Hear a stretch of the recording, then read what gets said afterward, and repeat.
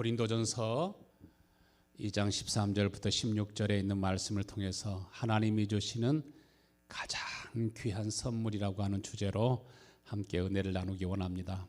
하나님은 오늘도 자기 백성들에게 복을 주시고 은혜 주시기를 간절히 원하고 원하십니다.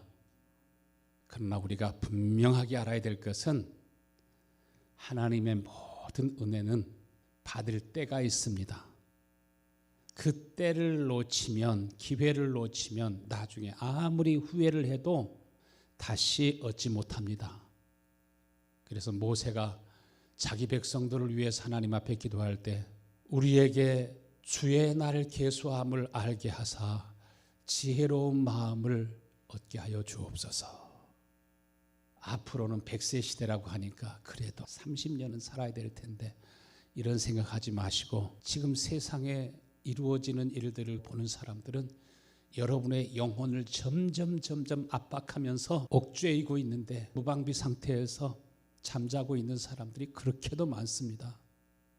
전망이 좋은 곳에 집을 짓고 사랑하는 아내하고 자식들과 한 100년 살고 싶은 꿈과 희망을 가지고 살아가는 사람들도 많지만, 그러나 아실 것은 여러분에게 주어진 세월이 그렇게 많지 않다는 것입니다. 지금이 은혜 받을 만한 때요, 지금은 구원의 날이로다. 여러분을 위해서 준비할 시간이, 여러분의 자녀를 위해서 준비해 줄 시간이 그렇게 많지 않다는 것을 꼭 아실 수 있게 되길 바랍니다. 하나님의 뜻이 어디 있는지 잘 깨닫고 남은 때를 헌신할 수 있게 되길 바랍니다.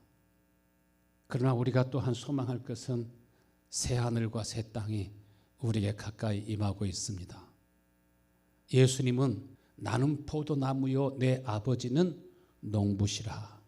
농사하는 데 있어서 가장 중요한 것은 무엇입니까? 때를 아는 것입니다. 씨앗을 심을 때가 있는가 하면은 심은 것을 거둘 때가 있습니다. 심을 때 그 시기를 놓치고 결실할 때 그 시기를 놓치게 되면은 열매를 거둘 수가 없게 되고 그 기나긴 겨울을 고생하면서 지내야 됩니다. 하나님이 우리에게 주신 것은 귀한 것입니다. 너무 귀한 것입니다.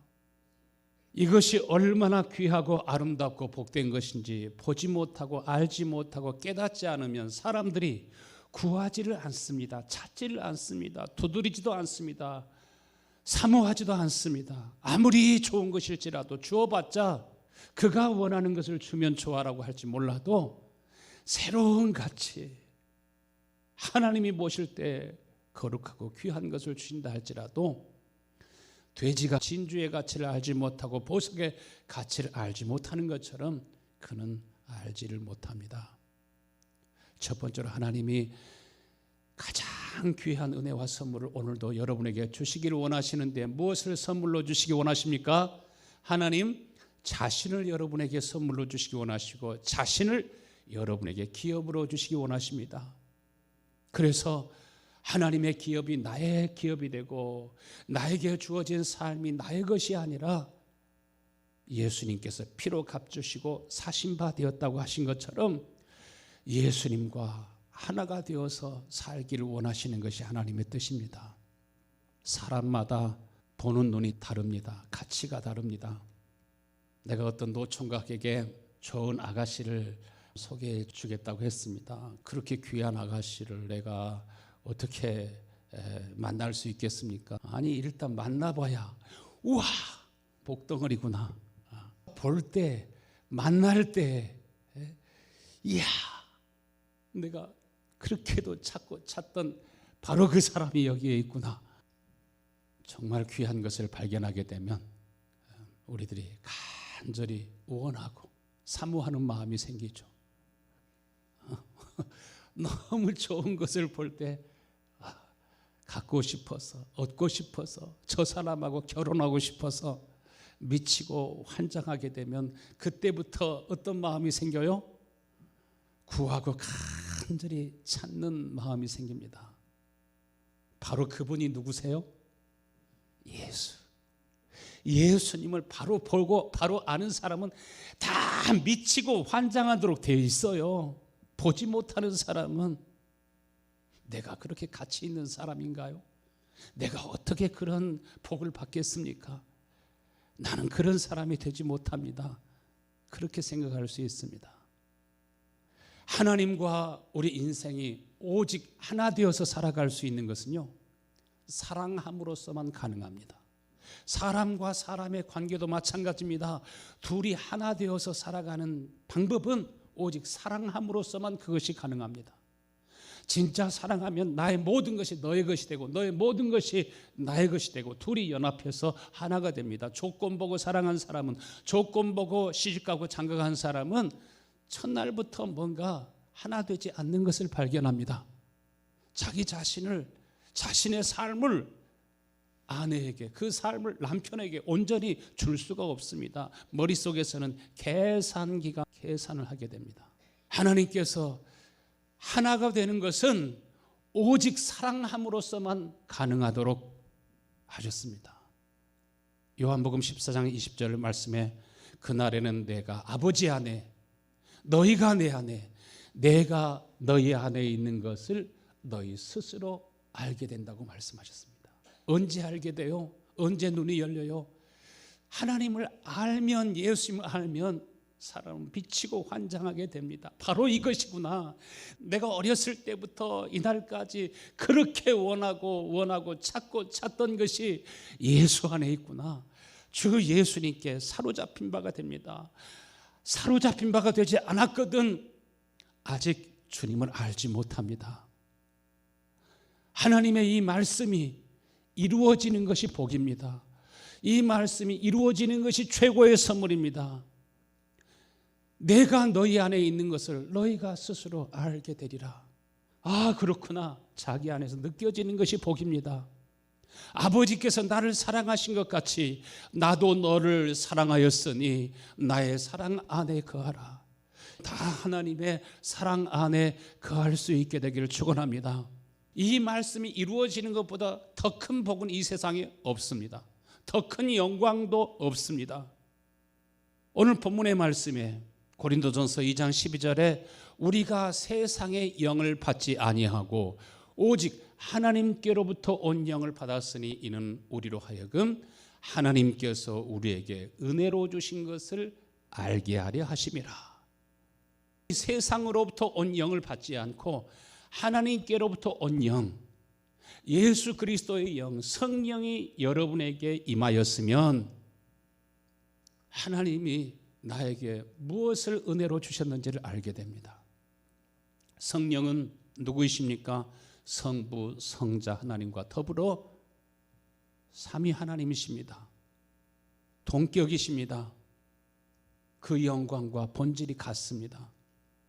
예수님께서 2000년 전에 육신의 몸을 입고 이 땅에 오신 것처럼 하나님이 세상을 이처럼 사랑하사 하나님의 은혜로, 하나님의 사랑으로 임하셨던 것처럼 이제 하나님께서는 그의 영으로, 그리스도의 영으로 여러분 가운데 은혜로 임하시고 생명으로 임하시고 능력으로 임하시고 복으로 임하시는 것을 믿으시길 바랍니다. 두 번째로 그 은혜를 입을 때 우리가 그 귀한 선물을 받게 될 때 우리는 주님과 하나가 되게 되고 주님의 제자가 되게 되고 우리의 삶은 주님이 하시던 일들을 이어받아 가도록 되어 있습니다. 그냥 예수 믿고 복 받고 이 땅에서 평안하게 사는 것이 아니라 하나님께서 은혜로 주신 것이 무엇인지 알아지고 깨달아지고 그 은혜가 임할 때 누구와 하나 된다고요? 예수님과 하나가 되게 되고 예수님이 나의 삶을 이끌어 가시고 주님이 하시던 일들을 우리가 감당하게 되고 너희는 나보다 더 큰 일도 하리라 이렇게 말씀하신 것처럼 우리는 예수님의 제자로 살아가게 된다는 것입니다. 그런데 보세요. 2000년 전에 예수님이 이 땅에 오셨을 때 예수님과 함께 먹고 자며 살던 형제들도 예수님을 잘 알아보지 못했습니다. 예루살렘의 성경에 능하고 어렸을 때부터 모태에서부터 신앙생활하던 그 제사장들도 랍비도 바리새인들도 예수님을 잘 알아보지 못했습니다. 예수님의 제자들이 3년 동안 예수님과 함께 먹고 마시고 예수님이 하신 그렇게 많은 기사와 표적도 보고 하늘의 영광도 보았지만 그들이 시험을 받을 때 베드로는 어떻게 했습니까? 너는 갈릴리 사람이로다. 저 갈릴리 사람과 함께 있었던 것을 내가 보았다 말할 때 이 여종에게만 예수님을 모른다고 한 것이 아니라 모든 사람 앞에서 거기에 모여있는 많은 사람들이 지켜보는 가운데 예수님을 모른다고 부인하고 예수님을 저주하기까지 했어요. 그것은 예수님을 아는 것이 아닙니다. 하나님께서 그리스도의 영으로 성령으로 우리 가운데 오셔서 우리에게 증거하고 말씀하시기까지 우리는 알아도 안 것이 아닙니다. 안다고 하는 것은 지식적으로 동의하고 지식적으로 믿는 것이 아닙니다. 성령은 우리로 하여금 무엇을 보게 하십니까? 고린도전서 12장 3절 그러므로 내가 너에게 알게 하노니 하나님의 영으로 말하는 자는 누구든지 예수를 저주할 자라 하지 아니하고 또 성령으로 아니하고는 누구든지 성령으로 말하는 자는 누구든지 어떤 상황 속에서도 예수님을 저주할 수 없습니다. 차라리 나를 죽이세요. 자신의 목숨을 위협한다 할지라도 자신의 모든 재산과 삶을 다 빼앗아간다 할지라도 베드로가 예수님을 바로 알게 되니까 오히려 자신을 거꾸로 십자가에 매달아 달라고 이렇게 한 것처럼 언제부터 진짜 제자가 됩니까? 약속하신 그리스도의 영이 오셔서 증거하시고 알게 하실 때부터 그때부터 진짜 예수님의 제자가 되게 되고 예수님의 말씀을 따르고 순종하게 되지 않습니까? 주님과 하나가 되어서 주님이 나의 모든 삶을 이끌어갑니다. 많은 사람들이 예수님의 제자들처럼 주님을 따를 때 이기적인 마음을 가지고 따랐습니다. 왜 그렇습니까? 예수님을 전혀 알지 못한 것입니다. 참 사랑을 보고 알게 될 때 우리 속에 하나님의 사랑이 부어지고 하나님의 성령이 임하시는 것을 믿으시길 바랍니다. 하나님이 자기의 생명을 부으시는 것입니다. 예수님께서 한결같은 마음으로 하나님을 경외하고 하나님을 경외하는 것이 예수님의 기쁨이요 즐거움이 됐던 것처럼 여러분도 그렇게 변화되어 가는 걸 믿으시길 바랍니다. 사도행전 6장 7절에 보면은 하나님의 말씀이 성령의 역사로 점점 예루살렘에서 왕성하게 일어납니다. 그러므로 제자의 수가 더 심히 많아지는데 어떤 역사가 일어났습니까? 하루에 3,000명.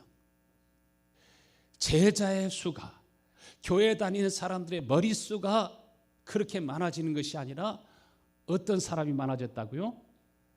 주님을 온전히 따르는 예수님의 제자의 수가 3,000이나 더하더라. 예루살렘에 그렇게 많은 환난과 핍박이 있어도 로마에 그렇게 많은 환난과 핍박이 있어도 토굴 속에서 살지언정 산속에서 짐승처럼 살지언정 예수님 부인하지 아니하고 어느 곳에 있든지 하나님의 영광을 드러내고 주 예수 그리스도의 복음을 전합니다. 그 심령에서는 주를 사랑하는 마음이 샘물처럼 솟아나는데 이것이 생수의 샘이요 생수의 강입니다. 오늘날 수없이 많은 사람들이 예수님을 믿고 따르지만 예수님이 고난을 당하시고 또 십자가에 못 박혀 죽으시게 될 때 구름같이 허다한 사람들이 다 떠나간 것처럼 마태복음 26장 70절에 베드로가 뭐라고 합니까? 베드로가 모든 사람 앞에서 부인하여 이르되 나는 내가 무슨 말을 하는지 나는 도무지 알지 못하겠다. 모든 사람 앞에서 예수님을 그렇게 부인하지 않습니까?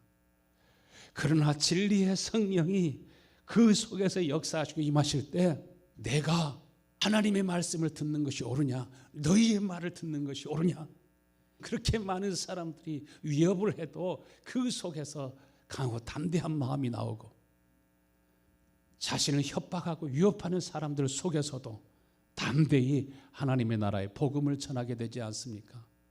이것이 우리 속에서 역사하시는 성령의 역사요, 이것이 진리의 영이 우리 속에서 역사할 때 나타나는 마음이요 나타나는 삶인 것을 믿으시길 바랍니다.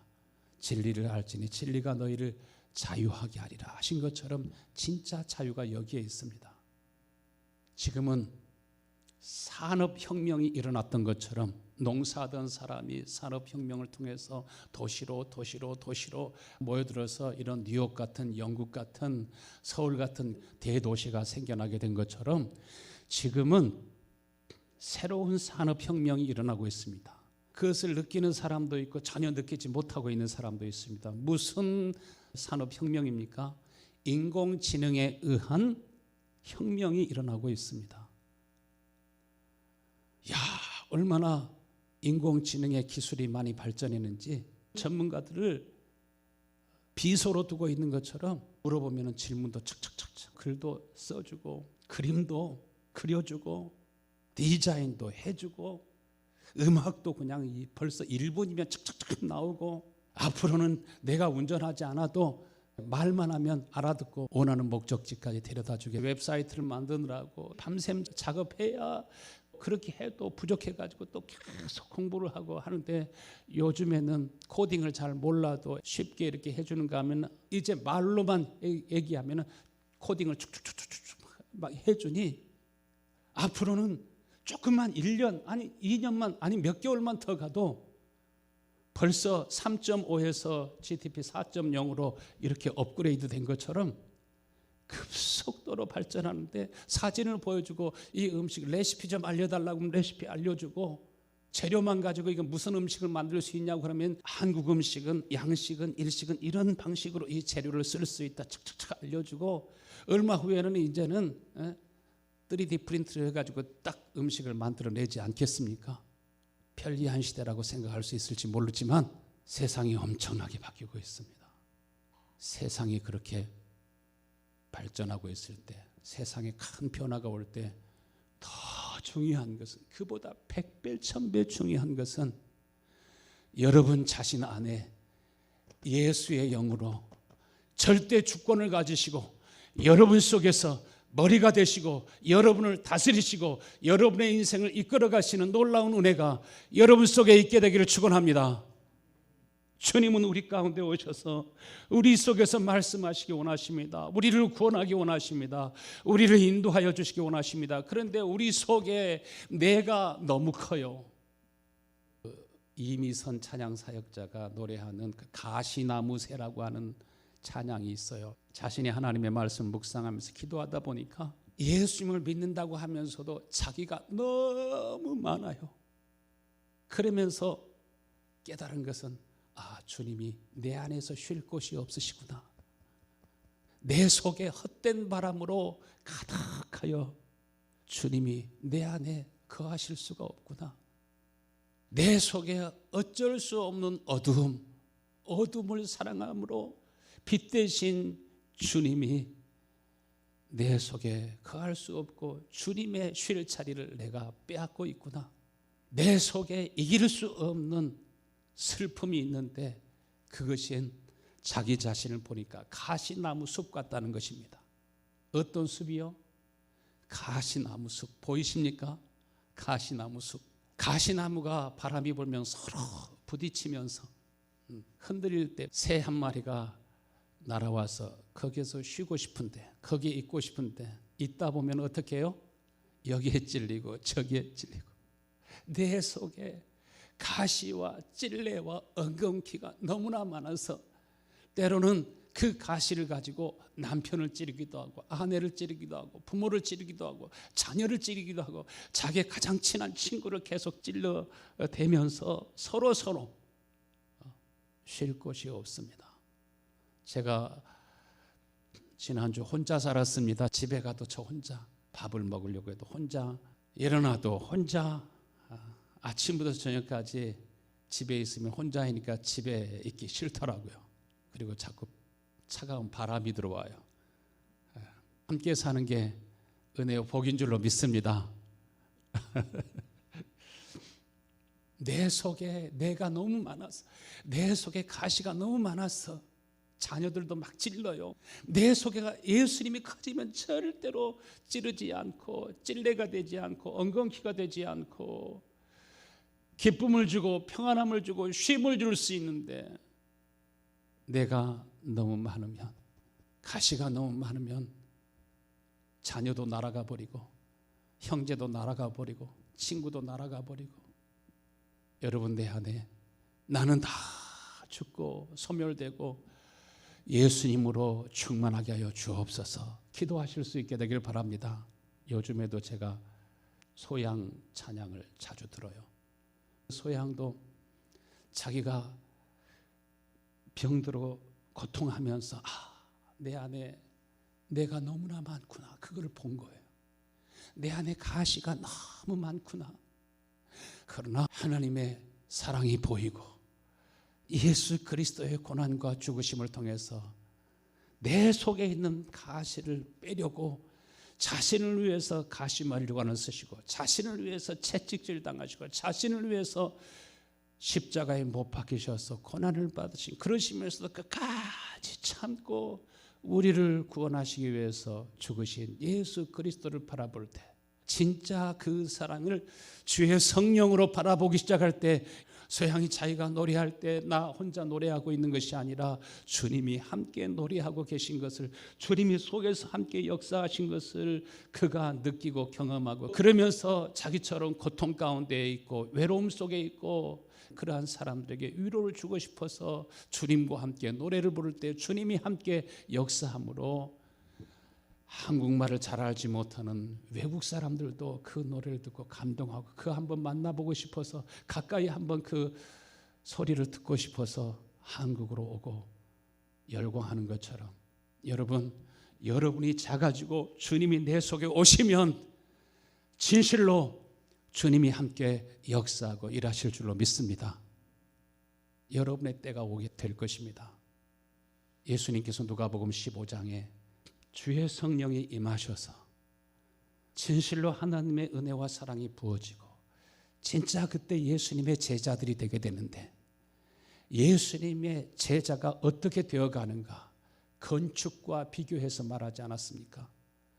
그 건축을 완성하는데 100만 불이 있어야 그 건물을 완성할 수 있는데 5만 불만 가지고 10만 불만 가지고 어떻게 그 공사를 완성할 수 있겠습니까? 예수님의 제자는 어떤 사람인가? 누가복음 14장 27절 말씀, 누구든지 자기 십자가를 지고 나를 따르지 않는 자도 능히 내 제자가 되지 못하리라. 이와 같이 너희 중에 누구든지 자기의 소유를 버리지 아니하면 능히 내 제자가 되지 못하리라. 부자 청년이 예수님의 제자가 되기 위해서 왔다가 예수님이 말씀하시기를 모든 재산을 팔아서 가난한 사람들에게 나눠주고 너는 나를 따르라 하니까 그는 돈을 사랑하는 사람이었던 거로 떠나가 버리고 말았습니다. 그렇지만 주의 제자는 자기의 십자가를 지고, 이제는 누가 가시로 찌르고 때로는 피가 나게 하고 아프게 하고 힘들게 해도 예수님께서 가시면류관을 씌워도 그것을 감당하면서 여러분을 위해서 기도하시고 여러분의 허물과 죄를 감당하신 것처럼 그렇게 살아갈 수 있는 힘, 이것이 무엇이라고요? 생명이라고요. 이 생명이 여러분에게 성령으로 말미암아 부어지게 되기를 축원합니다. 이게 안 되면 목회자가 되어도 별 수 없고 장로님이 되어도 별 수 없고 집사님이 되어도 마찬가지고, 그러나 이 은혜를 사모하면 진짜 예수님의 제자가 되고 내가 가지고 있는 소유라고 해봤자 별거 아니에요.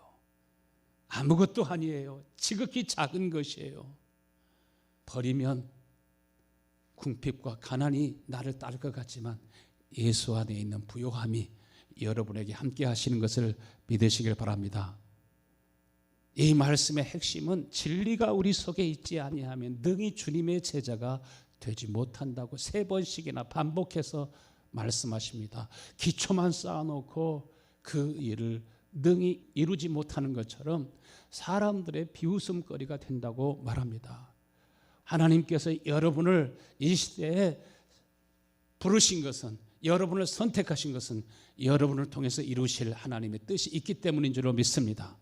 마지막으로 주님이 내 안에 계시면 자기의 십자가가 보이기 시작합니다.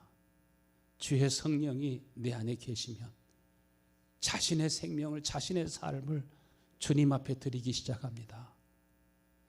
주님 앞에 드릴 수 있는 것이 복인 걸 믿으시길 바랍니다. 진리와 생명이 무엇입니까?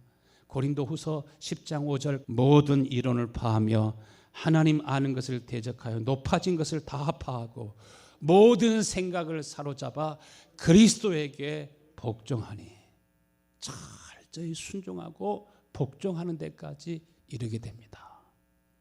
여러분이 작아지면 자신의 체면, 자신의 지위, 자신의 영향력, 그런 거 계산할 필요도 없습니다. 오늘 15절 말씀에 신령한 자는 모든 것을 판단하나 자기는 아무에게도 판단을 받지 아니하느니라. 최고의 선물이 주어지는데, 다윗 왕은 아들 솔로몬을 위해서 항상 기도하는데 그 아들 딸들을 위해서 기도할 때 무엇을 위해서 기도했습니까? 하나님 아버지, 왕의 아들들에게, 왕의 딸들에게 판단력을 주옵소서, 지혜를 주옵소서. 하나님 앞에 기도하는데 지혜를 달라고 기도합니다. 판단력을 달라고 기도합니다. 이 지혜가 곧 판단력이 생명이라고 말합니다.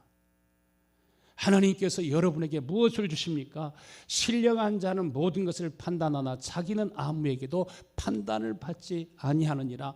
하나님께서 여러분에게 분별력을 주시고 판단력을 주셔서 우리에게 주어진 때를, 우리에게 주어진 기회를 어떻게 앞으로 살아갈 것인가, 그것이 보여지게 되는 줄로 믿습니다. 하나님을 경외하고 예배하는 것이 기쁨이요, 하나님 앞에 나와서 기도하고 간구하는 그 시간이 헛된 시간이라고 생각되지 아니하고 낭비하는 시간이라고 생각하지 아니하고 예수님께서 겟세마네 동산에서 기도하고 간구하는 그 시간이 예수님께는 쉬는 시간이요 안식하는 시간인 것처럼 하나님의 안식 안으로 더 깊이 들어올 수 있게 되기를 축원합니다. 고린도전서 2장 16절 성령의 사람은 무엇을 깨닫게 됩니까? 누가 주의 마음을 알아서 주를 가르치겠느냐? 그러나 우리가 그리스도의 마음을 가졌느니라. 하나님이 주시는 가장 귀한 선물이 무엇인가 하는 것을 알게 됩니다. 여러분, 우리가 누구의 마음을 가졌느니라? 성령으로 말미암아 주시는 생명으로 인하여 내가 그리스도의 마음을 가졌느니라. 그때부터 무엇이 보이기 시작합니까? 내 속에 가시가 너무나 많구나. 조금만 비위가 상하면 말 속에서 가시가 나옵니다. 눈빛에서도 가시가 나옵니다. 칼이 나옵니다. 얼굴 표정에서도 가시가 막 나옵니다. 자기가 너무 크고 자기가 너무 많아서 자기를 너무 사랑합니다. 이것 때문에 주님께서 가시면류관을 쓰시고 채찍질을 당하시고 십자가에 못 박히시고 그렇게 주님이 날 위해 죽으셔야 됐구나. 하나님의 사랑이 보여지기 시작할 때 여러분의 마음속에 부어지는 것을 믿으시길 바랍니다. 히브리서 12장 10절에 우리를 낳아준 아버지는 잠시 동안 자기 판단대로 우리를 징계하였지만 오직 하나님은 우리의 유익을 위하여 그의 거룩하심에 참여하게 하셨느니라. 하나님은 여러분을 자녀로 낳아주시고 그 생명을 여러분이 육체 안에 있을 동안에 성령을 여러분의 육체 가운데 부으셔서 여러분이 자라나게 하시고, 하나님께서는 때로는 우리를 징계하시기도 하시지만 고난을 당하기도 하시지만 하나님께서 우리를 누구처럼 거룩하게 하기를 원하신다고요? 당신처럼 거룩하심에 참여하게 하시고 주님처럼 의로우심에 참여하게 하시고 주님이 온 인류를 위해서 고난을 당하시고 죽으셔서 우리의 구원자가 되신 것처럼 여러분도 누구처럼 살 수 있도록? 예수님처럼 살 수 있도록. 예수님의 마음이 있어야 예수님처럼 살 수 있지 않겠습니까? 내 안에 계신 주님을 보기 전에는 우리 자신을 보지 못합니다. 수가성의 여인이 남편을 5번씩이나 바꿨습니다. 그럼에도 평안이 없었죠. 무엇을 버려야 됩니까? 히브리서 12장 1절에 이러므로 우리에게 구름같이 둘러싼 허다한 증인들이 있으니 모든 무거운 것과 얽매기 쉬운 죄를 벗어버리고 인내로서 우리 앞에 당한 경주를 경주하며. 여러분, 진짜로 무거운 것은 돈을 많이 못 벌어가지고 무거운 것이 아닌 걸 믿으시길 바랍니다. 주변에 있는 사람들이 너무너무나 못마땅하고 싫어서 여러분의 삶이 무거워진 것이 아닙니다. 자신 안에 있는 죄, 자신 안에 있는 죄성, 이 죄성이 무엇입니까? 자기를 사랑하는 마음, 자기가 너무나 큽니다. 그러나 이제 하나님께서 여러분에게 무거운 짐을 다 벗겨주시고, 언제 이 죄성이 다 벗어지고 죄의 짐이 우리에게 다 굴러떨어져 나갑니까? 히브리서 12장 2절에 믿음의 주요 또 온전케 하신 이인 예수를 바라보자. 그는 그 앞에 있는 기쁨을 위하여 십자가를 참으사 부끄러움을 개의치 아니하시더니 하나님 보좌 우편에 앉으셨느니라. 믿음의 주요 온전케 하시는 이인, 누구를 바라보자? 예수를 바라보자. 예수님께서도 십자가상에 달리셔서도 누구를 바라봅니까? 사람들을 향해서 자신을 채찍질하고 자신을 찌르는 그 사람들을 보면서 마음속에 미움과 분을 품는 것이 아니라 아버지를 바라보면서 십자가를 참으시고, 그는 고난을 받으시고 십자가에 못 박혀 죽으셨지만, 그러나 하나님께서 그 앞에 무엇을 만들어 주셔요? 기쁨을 주시고 그 앞에 영광을 주시고 하나님 보좌 우편에 앉는 그 영광을 얻게 하신 것처럼, 여러분 오늘도 이 은혜가 여러분을 온전케 하고 완전하게 하시는 것을 믿으시길 바랍니다. 믿음의 주요 온전케 하시는 우리 주 예수님을 바라볼 때 여러분이 보이고 가시가 보이고 여러분 자신이 큰 우상처럼 너무나 커져 있는 자신을 발견하면서 여러분 자신은 부인하고 여러분 자신은 죽고 여러분 속에 그리스도가 사시는 은혜가 오늘 우리 모든 성도들에게 임할 수 있게 되기를 간절히 축원합니다. 모두 다 같이 일어나셔서 같이 통성으로 기도하겠습니다. 하나님 아버지 감사합니다. 우리 모든 성도들의 눈에 나를 위해서 고난을 당하신 주님이 보이게 하여 주옵소서. 성령으로 보게 하여 주옵소서. 내가 독한 가시처럼 칼처럼 채찍처럼 아버지 나의 마음에서 나의 생각에서 내 입술에서 나의 얼굴 표정과 삶에서 나오는 그러한 가시들이 얼마나 내 아내를, 내 남편을, 내 자녀를, 내 부모를, 내 형제를, 내 친구를 힘들게 하고 찌르고 상하게 하면서 서로 함께하는 가운데 쉼이 없도록 불편하게 하고 힘들게 했는가, 이것이 보이고 깨달아지는 은혜를 우리 모든 성도들에게 허락하여 주시길 원합니다.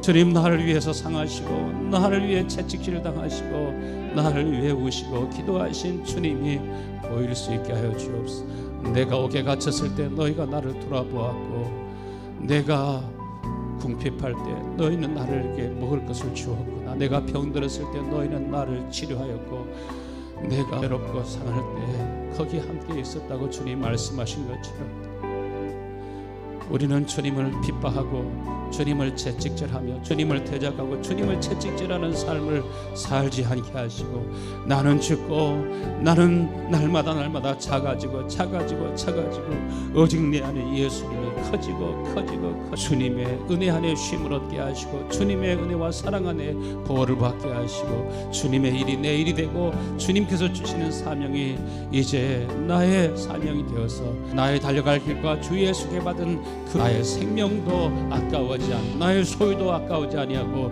온전히 주님께 붙잡혀 살아가는 그 귀한 은혜를 우리 모든 성도들에게 허락하여 주시옵소서. 다 사람으로 성령의 사람으로 변모될 수 있도록 주여 저희들 모두에게 주님을 구하고 찾고 두드리는 목마른 심령을 아버지 허락하여 주옵소서. 목마른 사슴이 시냇물을 찾기에 갈급함같이 내 영혼이 주님을 찾기에 갈급하나이다.